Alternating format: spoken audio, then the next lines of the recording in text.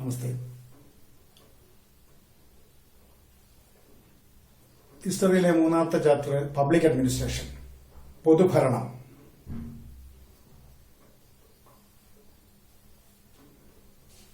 What do you mean by public administration? In simple sense, public administration means the part of the government that implement the rules and development policies or programs formed by the government. That is public administration. It is the branch or part of the government that implement the rules and development programs of the government of a government. ഒരു ഗവൺമെന്റിന്റെ വികസന പദ്ധതികളും അതുപോലെ തന്നെ നിയമങ്ങളും നടപ്പിലാക്കുന്നതിന് വേണ്ടി government രൂപീകരിച്ചിരിക്കുന്ന സംവിധാനത്തെയാണ് പൊതുഭരണം അഥവാ എന്ന് പറയുന്നത്. അതായത് ഗവൺമെന്റിന്റെ നയങ്ങളെയും പദ്ധതികളെയും അതുപോലെ തന്നെ നിയമങ്ങളെയും നടപ്പിലാക്കുന്ന വിഭാഗമാണ് പബ്ലിക് അഡ്മിനിസ്ട്രേഷൻ അഥവാ പൊതുഭരണം, അല്ലെങ്കിൽ നടപ്പിലാക്കുന്ന ഘടകത്തെയാണ് പൊതുഭരണം എന്ന് പറയുന്നത്, അല്ലെങ്കിൽ അവരുടെ നടപടിയെയാണ് പൊതുഭരണം എന്ന് പറയുന്നത്. It is the part of the government to implement the rules and development programs of a government. ഓരോ ഭാഗത്ത് ചെറിയ ചെറിയ ക്വസ്റ്റ്യനും ആൻസറുമായിട്ട് എഴുതുക. അത് വരുമ്പോൾ നമുക്ക് പല കാര്യങ്ങളും എസ്സേ ആക്കാനും പറ്റും. What you mean by public administration? പൊതുഭരണം എന്നാൽ എന്ത്? According to the famous scholar N Gladden, public administration is concerned with the administration of the government. ഏറ്റവും ലളിതമായ ഭാഷയിൽ പറഞ്ഞാൽ പ്രശസ്തനായ പണ്ഡിതൻ Gladden, N Gladden, defined public administration is that it is concerned with the administration of the government. ഗവൺമെന്റിന്റെ ഭരണവുമായി ബന്ധപ്പെട്ട ഒന്നാണ് പൊതുഭരണം അഥവാ public administration. In a more broader sense, we can say that it is the effective utilization of men and materials for the implementation of the existing laws, government policies, programs and development projects. ഒന്നുകൂടെ വിശാലമായി പറഞ്ഞാൽ public administration, what is public administration എന്ന് ചോദിച്ചാൽ it is the effective utilization of men and materials. Public administration is the effective utilization of men and materials for the implementation of existing laws, government policies and programs and development projects. ഒരു ഗവൺമെന്റിന്റെ, ഒരു സർക്കാരിന്റെ നയങ്ങളെയും പദ്ധതികളെയും വികസന പദ്ധതികളെയും നിലനിൽക്കുന്ന നിയമങ്ങളെയും നടപ്പിലാക്കുന്നതിന് വേണ്ടി, പ്രയോഗത്തിൽ വരുത്തുന്നതിന് വേണ്ടി വ്യക്തികളെയും മറ്റു വസ്തുക്കളെയും ഉപയോഗപ്പെടുത്തുന്ന ഘടകമാണ് പബ്ലിക് അഡ്മിനിസ്ട്രേഷൻ എന്ന് പറയുന്നത്. അപ്പൊ പബ്ലിക് അഡ്മിനിസ്ട്രേഷൻ എന്ന് പറയുമ്പോൾ ഫലപ്രദമായി എന്തിനെ ഉപയോഗപ്പെടുത്തുന്നു? Men and materials. മനുഷ്യനെയും അതുപോലെ മനുഷ്യനുമായി ബന്ധപ്പെട്ട ഘടകങ്ങളെയും ഫലപ്രദമായി ഉപയോഗപ്പെടുത്തുന്നു. എന്തിനു വേണ്ടിയിട്ടാ? നിലനിൽക്കുന്ന നിയമങ്ങൾ നടപ്പിലാക്കാനും, ഗവൺമെന്റ് നയങ്ങൾ നടപ്പിലാക്കാനും, ഗവൺമെന്റിന്റെ പദ്ധതികൾ നടപ്പിലാക്കാനും, വികസന പ്രവർത്തനങ്ങൾ നടത്താനും ഉപയോഗപ്പെടുത്തുന്നു. അപ്പോൾ വികസന പ്രവർത്തനങ്ങൾക്കും ഗവൺമെന്റ് പദ്ധതികൾക്കും നിലനിൽക്കുന്ന നിയമങ്ങൾക്കും ഗവൺമെന്റ് നയങ്ങൾക്കും പ്രായോഗിക തലം ഫലപ്രദമായി ഉപയോഗപ്പെടുത്താൻ വ്യക്തികളെയും ഘടകങ്ങളെയും മറ്റു ഘടകങ്ങളെയും ഉപയോഗപ്പെടുത്തുന്നതാണ് പബ്ലിക് അഡ്മിനിസ്ട്രേഷൻ എന്ന് നമുക്ക് വിശദമായി പറയാം. പബ്ലിക് അഡ്മിനിസ്ട്രേഷനുമായി ബന്ധപ്പെട്ട്, പൊതുഭരണവുമായി ബന്ധപ്പെട്ട് എല്ലായിടവും ഒരുപോലെയല്ല പൊതുഭരണം നടക്കുന്നത്. വ്യത്യസ്ത രാഷ്ട്രങ്ങളിൽ വ്യത്യസ്ത തരത്തിലാണ് ഗവൺമെന്റ് പ്രവർത്തിക്കുന്നത്. ഗവൺമെന്റിന്റെ സ്വഭാവം it is based on that means the functions and aims of public administration differ from country to country or from nation to nation. ഒരു രാജ്യത്തെ പോലെ തന്നെയല്ല മറ്റൊരു രാജ്യത്ത് പ്രധാനമായും പബ്ലിക് അഡ്മിനിസ്ട്രേഷനുമായി ബന്ധപ്പെട്ട ഘടകം പ്രവർത്തിക്കുന്നത്. For example, in A monarchy, importance is given to the king. Decisions of the king are implemented. ഒരു രാജവാഴ്ചയിൽ പൊതുഭരണം എന്ന് പറയുന്നത് രാജാവിന്റെ താല്പര്യം അനുസരിച്ചാണ്. രാജാവിന്റെ താല്പര്യങ്ങളാണ് നടപ്പിലാക്കുന്നത്. എന്നാലോ ഇൻ എ ഡെമോക്രസി, ഒരു ജനാധിപത്യ വ്യവസ്ഥയിൽ importance is given to the interest of the people. ജനങ്ങളുടെ താല്പര്യത്തിനാണ് പ്രാധാന്യം കൊടുക്കുന്നത്. ജനകീയ വിഷയങ്ങൾക്കാണ് പ്രാധാന്യം കൊടുക്കുന്നത്. Administrative measures are based on the interest of the people in a democracy. ഭരണ നിർവഹണം നടത്തുന്നത്, ഭരണപരമായ കാര്യങ്ങൾ നടത്തുന്നത് ജനങ്ങളുടെ താല്പര്യത്തെ പരിഗണിച്ചുകൊണ്ടാണ്. അതാണ് മൊണാർക്കിയും ഡെമോക്രസിയും തമ്മിലുള്ള വ്യത്യാസം. ഡെമോക്രസിയിലെ പബ്ലിക് അഡ്മിനിസ്ട്രേഷനും അതുപോലെ തന്നെ മൊണാർക്കിയിലെ പബ്ലിക് അഡ്മിനിസ്ട്രേഷനും തമ്മിലുള്ള പ്രധാന വ്യത്യാസം അതാണ്. അടുത്ത ഒരു question, importance of public administration or significance of public administration. പൊതുഭരണത്തിന്റെ പ്രാധാന്യം എന്താണ്? പൊതുഭരണത്തിന്റെ പ്രാധാന്യം എന്താണ്? നമുക്ക് അതിന്റെ ഉത്തരം importance or significance of public administration. Public administration formulate government policies. ഒന്നാമത്തേതാണ്. അതിന്റെ ആൻസർ 1. സിഗ്നിഫിക്കൻസ് അല്ലെങ്കിൽ ഇമ്പോർട്ടൻസ് ഓഫ് പബ്ലിക് അഡ്മിനിസ്ട്രേഷൻ എന്ന് ചോദിച്ചാൽ ഒന്നാമത്തെ പോയിന്റ് അതാണ്. Formulate governmental policies. ഗവൺമെന്റ് നയങ്ങൾ രൂപീകരിക്കുന്നു.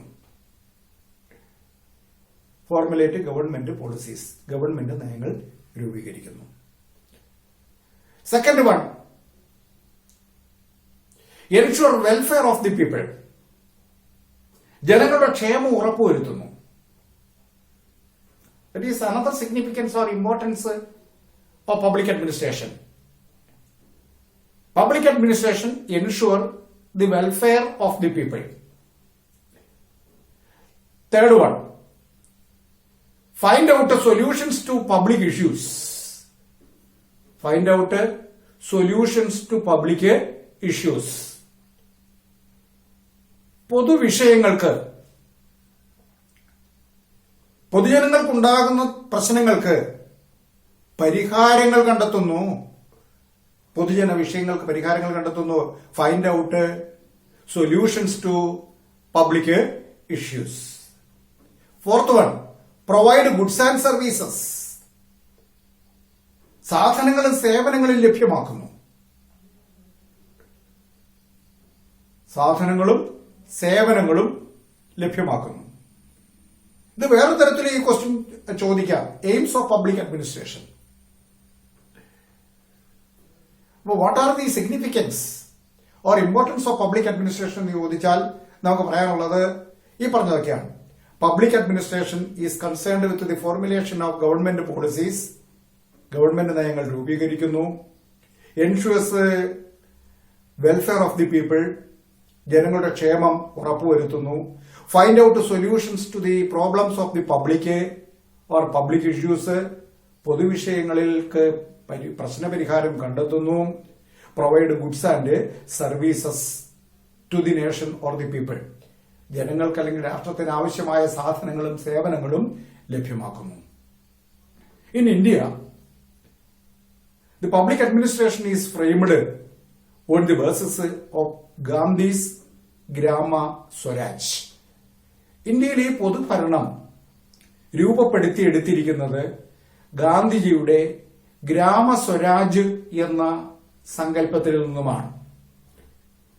Or the main factor that influenced the development of public administration in India is based on Gandhi's outlook of Grama Swaraj. ഗാന്ധിജിയുടെ ഗ്രാമ സ്വരാജ് എന്ന ആശയത്തെ അടിസ്ഥാനമാക്കിയാണ് ഇന്ത്യയിൽ പൊതുഭരണം രൂപപ്പെടുത്തി എടുത്തിരിക്കുന്നത്. The best example is the formation of local self-governments. Local self-governments were instituted in India on the basis of the outlook of Mahatma Gandhi. Mahatma ഗാന്ധിയുടെ കാഴ്ചപ്പാടിനെ അടിസ്ഥാനമാക്കിയാണ് ഗ്രാമസ്വരാജ് എന്ന സങ്കല്പത്തെ അടിസ്ഥാനമാക്കിയാണ് ഇന്ത്യയിൽ പബ്ലിക് അഡ്മിനിസ്ട്രേഷൻ രൂപപ്പെടുത്തിയിരിക്കുന്നത്. Then what is bureaucracy? അടുത്തൊരു ക്വസ്റ്റ്യൻ ആണ്. In India, bureaucracy is constituted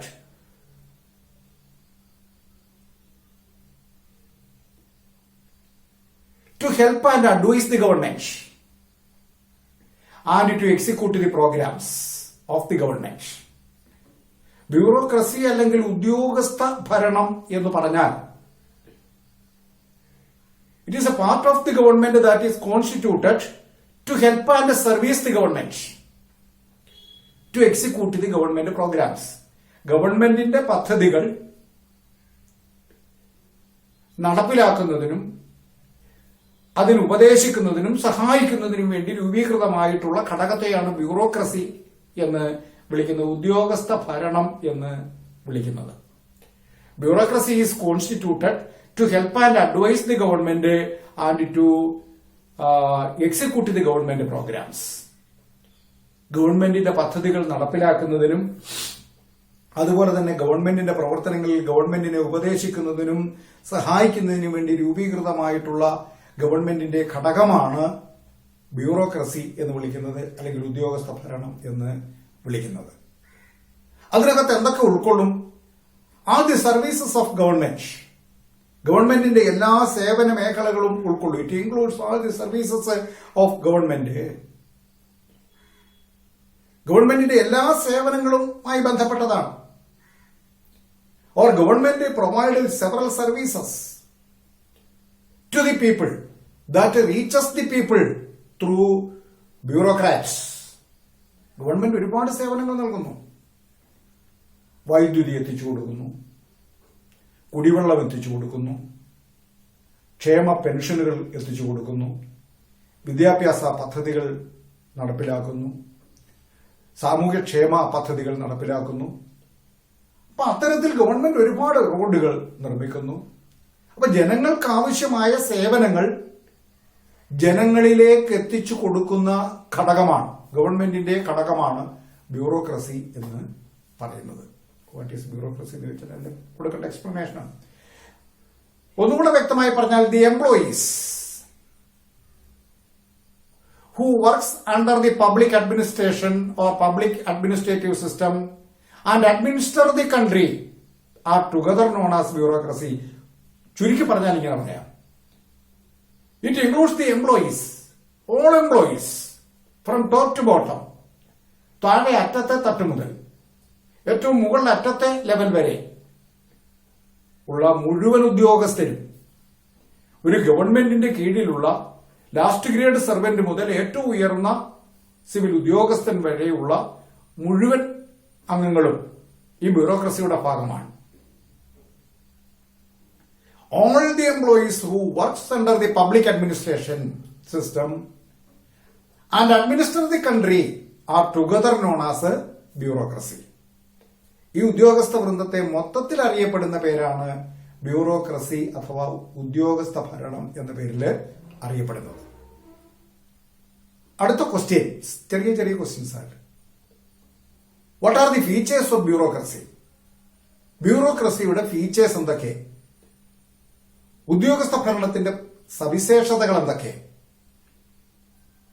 first hierarchical order. Hierarchical ഓർഡറിലാണ് അത് രൂപീകരിക്കപ്പെട്ടിരിക്കുന്നത്. അതിന്റെ പ്രത്യേകത ഏതാണ്? താഴെ നിന്ന് മുകളിലോട്ട്, തിരിച്ച് മുകളിൽ നിന്നും താഴേക്ക്. ഇപ്പൊ നമുക്കൊരു വില്ലേജ് ഓഫീസിന്റെ കഥ തന്നെ എടുത്ത് പരിശോധിച്ചാൽ താഴെ അറ്റം വില്ലേജ് ഓഫീസിൽ ലാസ്റ്റ് ഗ്രേഡ് ജീവനക്കാരുണ്ടാവും. വില്ലേജ് അസിസ്റ്റന്റ്,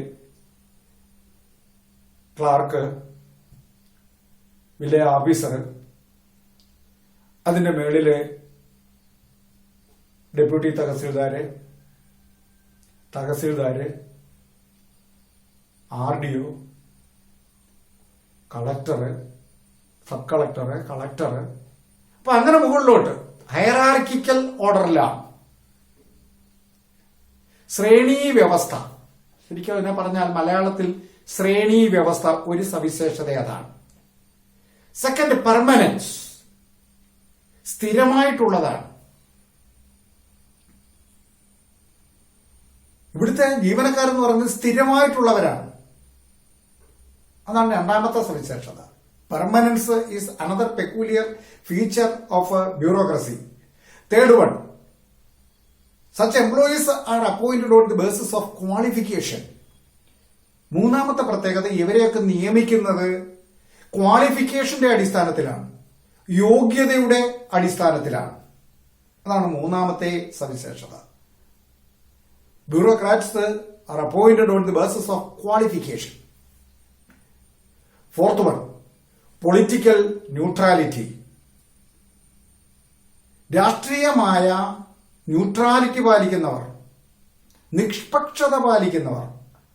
സർവീസിലുള്ളവര് രാഷ്ട്രീയപരമായ പ്രവർത്തനങ്ങൾ നടത്താൻ പാടില്ല. Political neutrality. 5, professionalism. That means the employees, those who are appointed in the public administrative system or bureaucracy,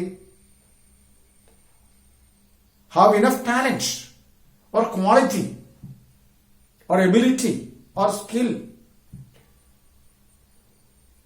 അതാത് മേഖലകളിൽ വൈദഗ്ധ്യമുള്ളവരായിരിക്കണം, കഴിവുകളുള്ളവരായിരിക്കണം. അപ്പൊ പ്രൊഫഷണലിസം ഉള്ളവരായിരിക്കണം, തൊഴിൽപരമായ വേണ്ടത്ര പരിജ്ഞാനമുള്ളവര് ആയിരിക്കണം. These are the features of public administration or bureaucracy. ബ്യൂറോക്രസിയുടെ ഫീച്ചേഴ്സ് ചോദിച്ചാൽ, ബ്യൂറോക്രസിയുടെ സവിശേഷതകൾ ചോദിച്ചാൽ ഈ 4-5 പോയിന്റാണ് എഴുതേണ്ടത്. അടുത്തത് എയിംസ് ഓഫ് പബ്ലിക് അഡ്മിനിസ്ട്രേഷൻ. അത് കുറച്ച് ഞാൻ പറഞ്ഞതാണ്. പബ്ലിക് അഡ്മിനിസ്ട്രേഷന്റെ സിഗ്നിഫിക്കൻസിൽ അല്ലെങ്കിൽ ഇമ്പോർട്ടൻസിൽ ഞാനത് പറഞ്ഞതാണ്. എയിംസ്, ലക്ഷ്യങ്ങൾ. First one, the ultimate aim of public administration is to provide welfare to the people. ഒന്നാമത്തെ ലക്ഷ്യം അതാണ്. ബ്യൂറോക്രസിയുടെ അല്ലെങ്കിൽ പബ്ലിക് അഡ്മിനിസ്ട്രേഷന്റെ ഒന്നാമത്തെ ലക്ഷ്യം to provide welfare to the people. ജനങ്ങൾക്ക് ക്ഷേമം എത്തിക്കുക, ജനങ്ങളിലേക്ക് ക്ഷേമം എത്തിക്കുക. അതാണ് ഒന്നാമത്തെ ലക്ഷ്യം. 2, provide goods and services. Second one, provide goods and services needed to the people. ജനങ്ങൾക്ക് ആവശ്യമായ സാധനങ്ങളും സേവനങ്ങളും ലഭ്യമാക്കുക.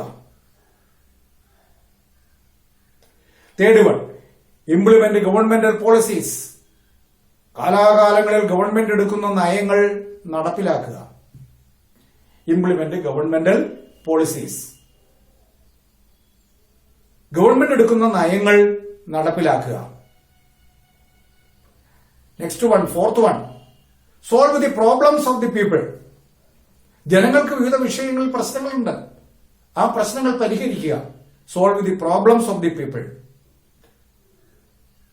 ജനങ്ങളുടെ പ്രശ്നങ്ങൾക്ക് പരിഹാരം കാണുക. Fifth one, special considerations to those who deserves. അർഹിക്കുന്നവർക്ക് പ്രത്യേക പരിഗണന നൽകുക. ബ്യൂറോക്രസിയുടെ ലക്ഷ്യങ്ങളാണ് ഈ പറഞ്ഞത്.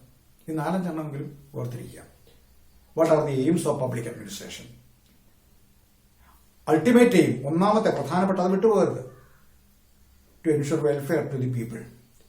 ജനങ്ങൾക്ക് ക്ഷേമം നൽകുക. Provide goods and services to the people. Needed. ജനങ്ങൾക്ക് ആവശ്യമായ സാധനങ്ങളും സേവനങ്ങളും ലഭ്യമാക്കുക. ഇംപ്ലിമെന്റ് ഗവൺമെന്റ് പോളിസീസ്, ഗവൺമെന്റിന്റെ നയങ്ങൾ നടപ്പിലാക്കുക. Solve the problems of the people, ജനങ്ങളുടെ വിഷയങ്ങൾ പരിഹരിക്കുക, പ്രശ്നങ്ങൾ പരിഹരിക്കുക. Provide special considerations to those who deserves, അർഹതപ്പെട്ടവർക്ക് പ്രത്യേക പരിഗണന കൊടുക്കുക. ഒരു ഉദാഹരണം ഞാൻ പറയാം. വീടില്ലാത്തവന് വീട് കൊടുക്കുക. എല്ലാവർക്കും വീട് കൊടുക്കണ്ടല്ലോ. വീടില്ലാത്തവർക്ക് വീട് കൊടുക്കൽ. അപ്പൊ അങ്ങനെ പ്രത്യേക പരിഗണനകൾ നൽകൽ. ഇവയൊക്കെ ബ്യൂറോക്രസിയുടെ എയിംസ് ആണ്, ലക്ഷ്യങ്ങളാണ്. Then bureaucracy in India. ഇന്ത്യയിലെ ബ്യൂറോക്രസിയെ കുറിച്ച്, ഇന്ത്യയിലെ ഉദ്യോഗസ്ഥ ഭരണത്തെക്കുറിച്ച് നമുക്കൊന്ന് പരിശോധിച്ച് നോക്കാം. There are 3 levels of bureaucrats in India. ഇന്ത്യയിൽ 3 തട്ടിലുള്ള ബ്യൂറോക്രാറ്റ്സ് ഉണ്ട്.